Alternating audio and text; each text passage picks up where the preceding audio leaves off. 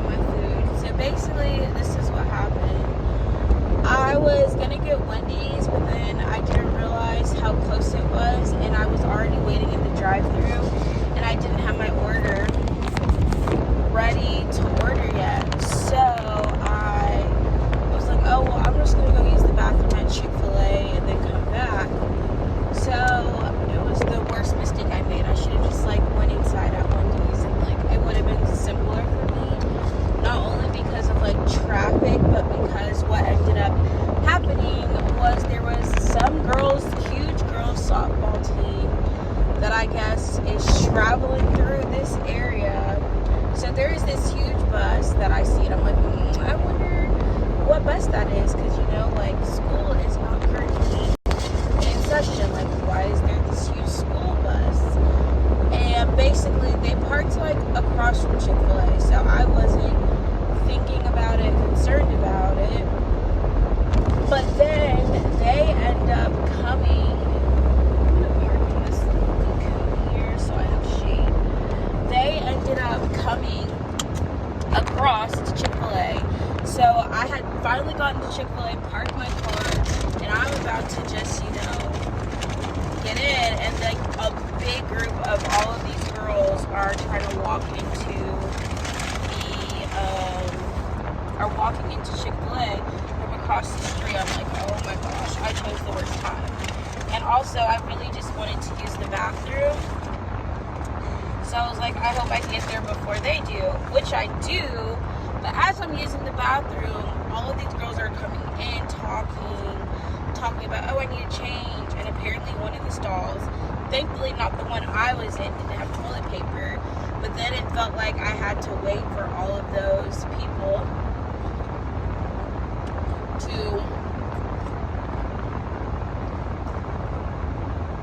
finish. I'm trying to use the bathroom. I'm hearing all these people coming in. So it was this whole thing. It was super awkward. And at first the coach saw me. He's like, oh, look, this lady in first. I'm sure she was going to be behind all of us. Which was kind of him. But basically, I got put in the most awkward situation because obviously, I'm trying to use the bathroom. I'm in the only stall with toilet paper. All of these girls are coming in trying to change from their softball game, and there's only 2 stalls that they can use. One of which, and I was taking up the one stall, basically, that they wanted. So it was just frustrating, and then it was just there was so much traffic over there, too many people. Then I'm use the bathroom, do my business. I walk out, trying to wash my hands. There's so many people in there. I'm can't even get to the freaking sink. And then I finally get out. I was like, ugh, never want to do that again. I get to go back to Wendy's, and the line in the drive-thru is almost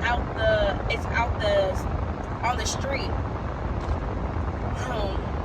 So I ended up going in and just placing my order to be picked up inside instead. But it's just not an experience I'm gonna do again.